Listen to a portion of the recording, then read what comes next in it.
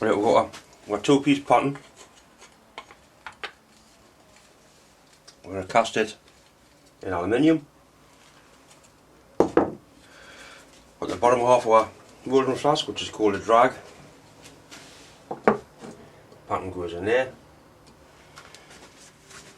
Hardening powder. What this is, stops the sand from sticking to the pattern.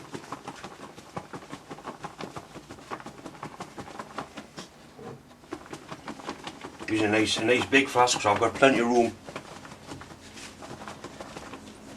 to get my gates in, my runners. Put some gloves on. Not to keep your hands clean, to stop the sand getting onto the camera.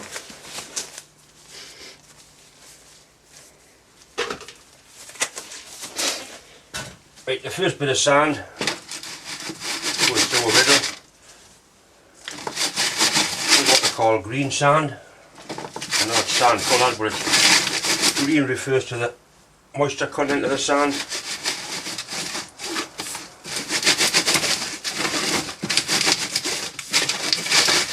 Way to tell how moisture is, grab a handful and squeeze it.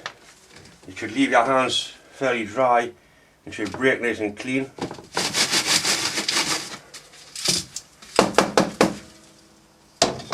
The moisture content of the sand is critical. If it's too dry, it won't stay together. If it's too wet, it's possible to get a steam explosion, which is not what you want. When the hot metal goes in, make sure it's covered in riddle sand. Back it up with ordinary sand.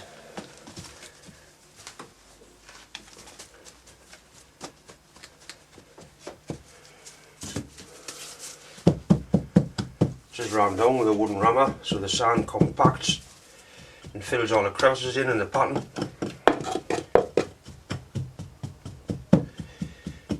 It's important that it's rammed down firmly but not too hard, because the sand's got to remain porous to let any gas out.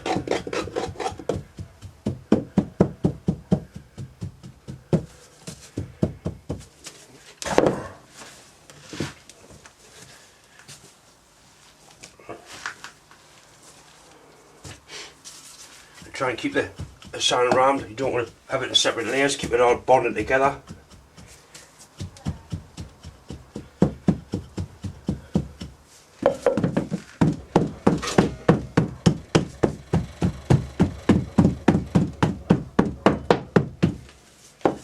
Once we get to the level, we'll scrape it off.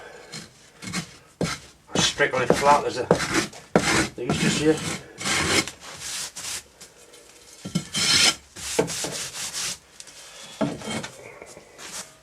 Put some vent holes in the sand.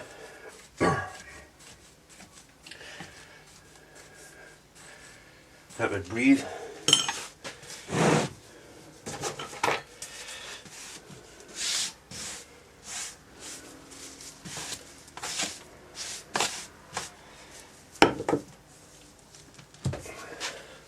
Looks good.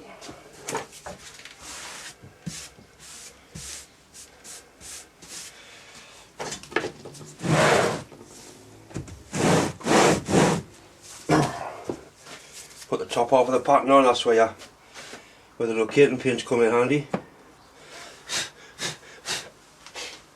This is the biggest part, or the heaviest part of the pattern, so we'll be putting the sand, we'll be putting the metal into there.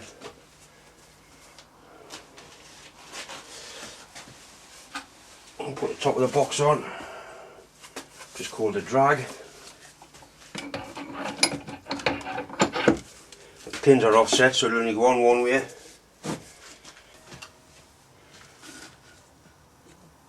See how the two patterns go together.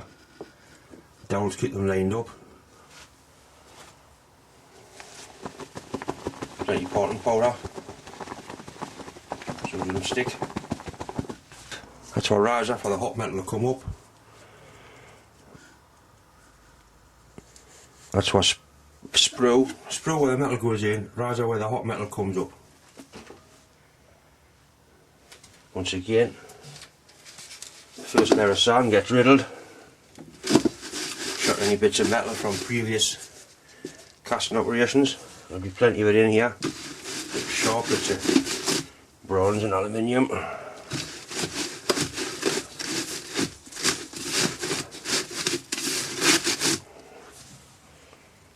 This sand's what they call Mansfield Red.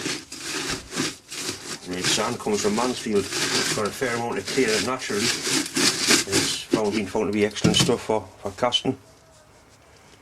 We've got our pattern more or less covered. A bit more.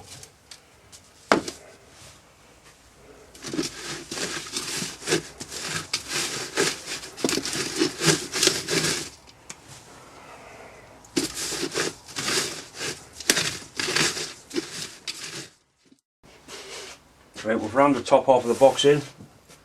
Got a coup up as they call it. Coup up's the top, drags the bottom.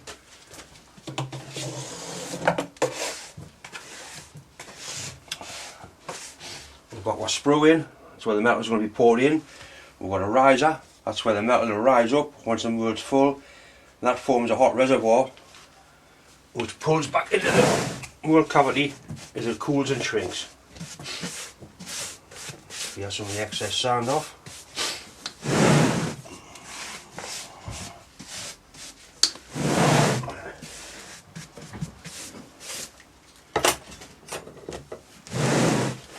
Right, we need some vent holes in the top.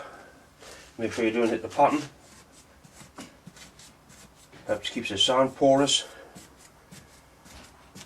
Also gives you a rough idea of how hard you ram the sand.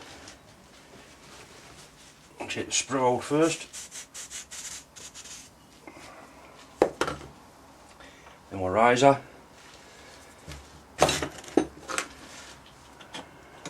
Comes out. You get little bits of sand will go down the hole, don't worry about it, we can be sorted later. Right.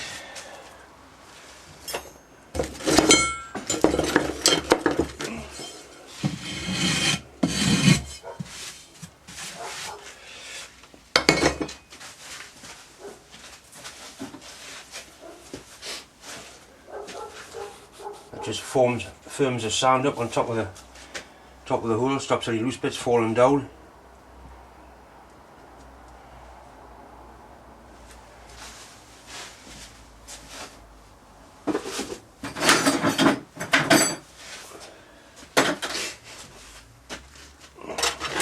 You cut a nice pouring basin in on top of the sprue.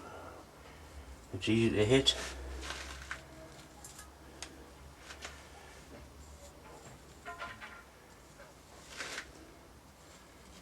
Even I can hit that. Any loose sands removed. Make sure it's nice and firm. Not nothing falling down there.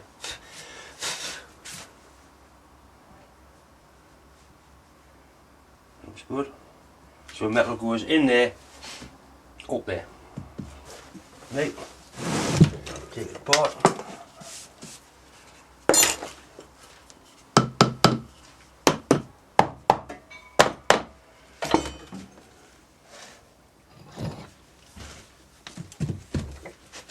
Pretty good. Do the bottom bit first. What we've got. When molten metal comes down, it fills this basin here. Any bits of shite and dross will collect in there.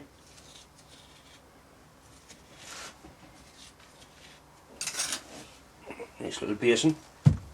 From there, we need runner cutting, which is where the metal will run round.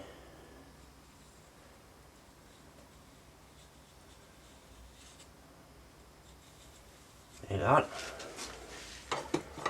Carefully dig that out.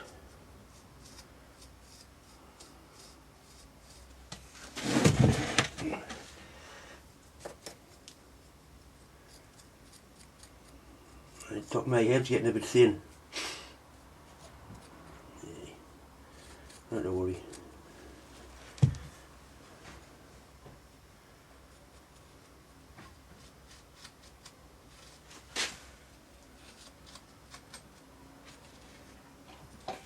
Right, so we've got we'll hold the catch rod dross, we'll runner, and we want a gate, which is where the metal actually gets into the wood proper. Put a gate in, nice big one.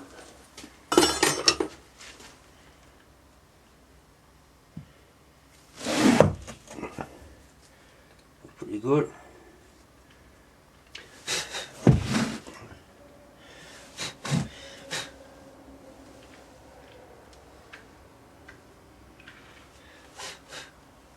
Right, now we want the pattern out. This is where it gets interesting.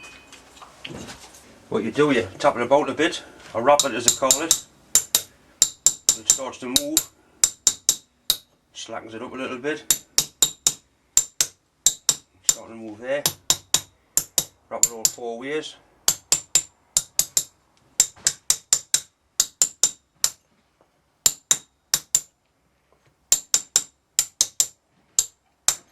Right, this is a moment of truth, so we can get it out.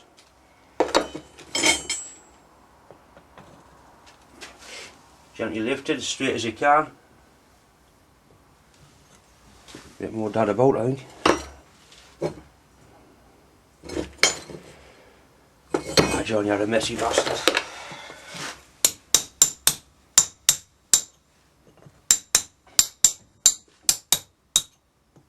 I think we're knackered, I think it's cracked there.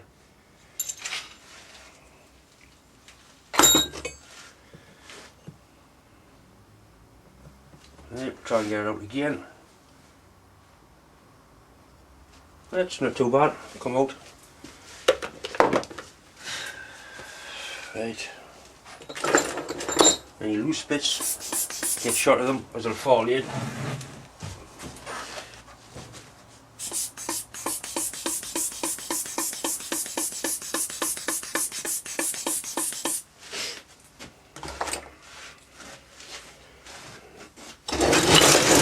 I'll get somewhere safe. I got in there. Right, top bit. Not much to do here. Right, same procedure. A bit rock about. Loosen it up.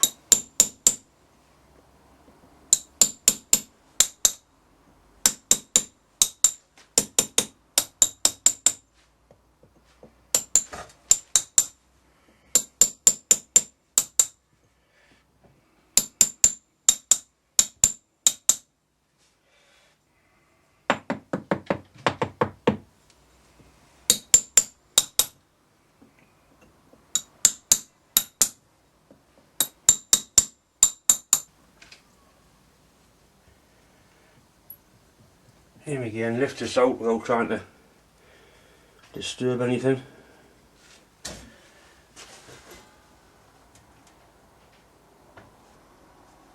Like that, half the bastards fell off. That corner there's fell off. So that's not good. Probably not round hard enough. Anyway, not very good.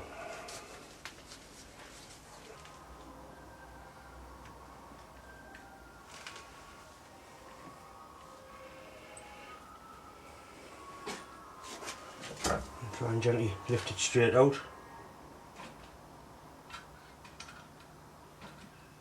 Nah, that's the 4th time I'm going to this bastard. I'm going to change it. After the fiasco this morning trying to mould the pattern for the dividing head, I've decided to make a much simpler pattern up. I've glued 3 bits of rope together and I've put a couple of centres on. They're just repair washers held on with 2 screws, centre drill on each end. I'm going to put it in the box fat metal working lathe because it's the only lathe I've got, and machine it round to a cylinder. I've found that the centre gives enough grip in there to drive it. I've got a fixed centre in the headstock and a revolving centre in the tailstock. You put enough weight on, find it drives it alright.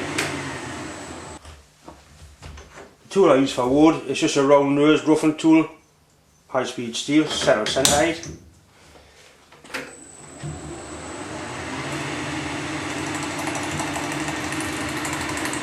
It makes a mess, but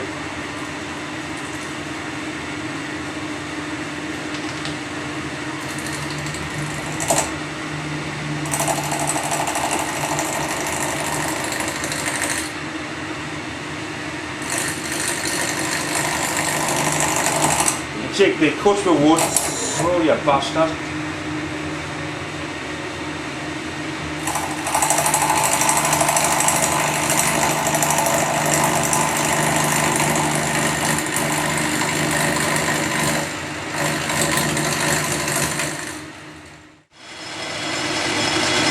See there, we're using the pure and simple friction drive.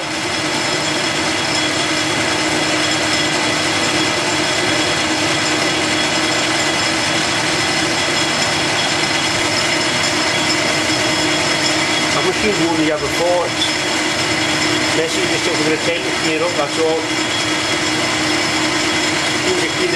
You do a proper job of cleaning the lathe.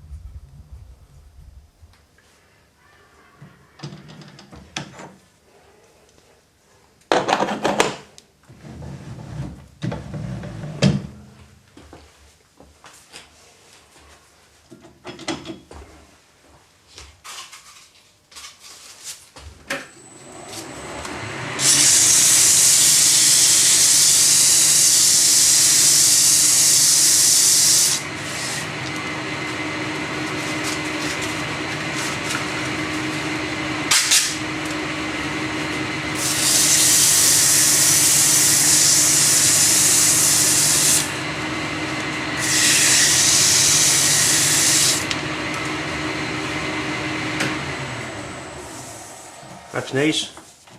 See the three bits laminated together. Once you put that PVA glue on, it's basically one piece. You see there, my driving dogs, just washers, couple of screws. Put some nice centre holes in, and just pure and simply a friction drive on there. Doesn't hurt the centre because it's not spinning on it. And a revolving centre in the back. So it's back to the drawing board with the pattern. I'll make it a lot simpler. Make less work for myself. After trying to mould that red pattern last weekend, I had 4 goes at it. I couldn't get out of the sand. I've decided to make a much simpler pattern. I've done away with a cut out in the middle. I can always cut out when it's done. Like I say, when I use wood, I try and treat wood like metal. I don't like working with wood.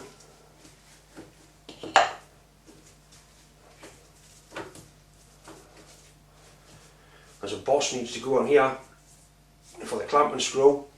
I need to cut a hole in there, try and use a milling cutter, cut a hole in there for a bit of dowel to glue into. That's a bit of dowel I'm going to use. It might look like a bit of a white brush handle, but I can assure you it's not. I'll fix the camera in a bit closer so you can see what's going on as we butcher the wood. So you can see how much simpler this pattern is. That's a dowel that's going to be set into there. I've got a nice big gnarly end mill. We'll put a slot down there, or a hole down there. I'm not quite sure what sort of speed it is for machining work. I would think pretty fast. And when you walk past the joiner shop, you generally hear machines screaming for mercy.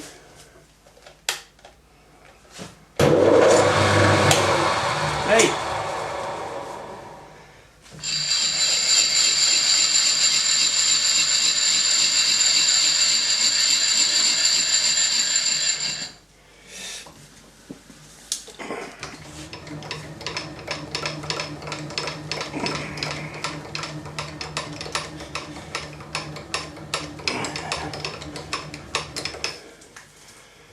I've got it marked where it needs to be.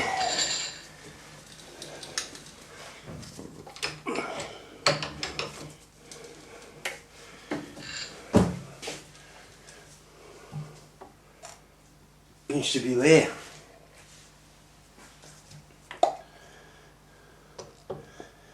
going to give it a start. See what happens.